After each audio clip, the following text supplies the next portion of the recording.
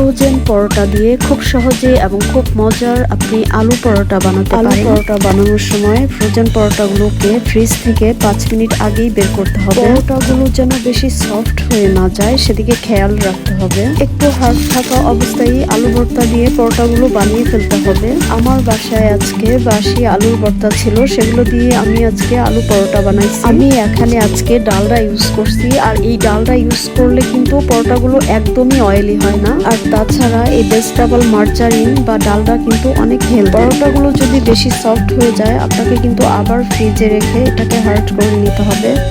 Normally hard অবস্থায় এই পরোটাগুলো তেলে ছেড়ে দিলে কোনো প্রবলেম হয় না। সবাই ভালো থাকবেন, আজকে এই পর্যন্তই। আল্লাহ হাফেজ।